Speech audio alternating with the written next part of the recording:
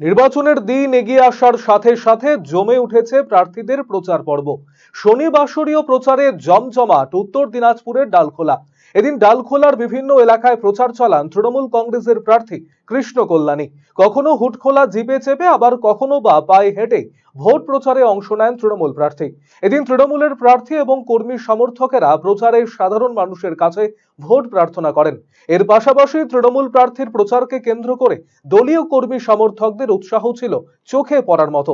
রাজ্যের উন্নয়নমূলক প্রকল্প, লক্ষ্মী ভান্ডার, স্বাস্থ্য সাথী, কন্যাশ্রী, খাদ্য সাথী সহ অন্যান্য প্রকল্প তুলে ধরে ভোট চাইছেন কৃষ্ণ কল্যাণী। এদিনের এই কর্মসূচিতে দলীয় প্রার্থী কৃষ্ণ কল্যাণী, করণদিঘির বিধায়ক গৌতম পাল, ডালখোলা পুরসভার প্রাক্তন চেয়ারম্যান তনয় দে, তৃণমূলের শ্রমিক সংগঠনের জেলা নেতা নাজির হোসেন সহ অন্যান্যরা উপস্থিত ছিলেন।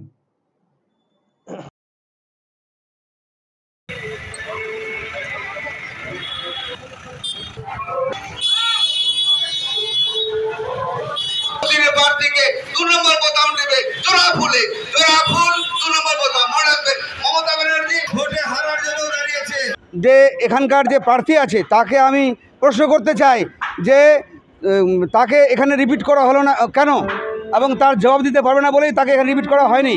এবারের ভোট তৃণমূলের ভোট, লক্ষ্মীর ভাণ্ডারের ভোট, আর রূপশ্রী কন্যাশ্রীর ভোট এবং দালখোলার উন্নয়নের ভোট। যারা দালখোলাকে ভালোবাসে, দালখোলা উন্নয়ন চায়, মানুষ এবার সিদ্ধান্ত নিয়েছে যে এবার দালখোলার মানুষ তৃণমূলকেই ভোট দিবে, জোড়াফুলেই ভোট দিবে, কৃষ্ণ কল্যাণীকেই ভোট দিবে, মমতাকেই ভোট দিবে। সেই জন্য এবারের ভোট তৃণমূলের জয়।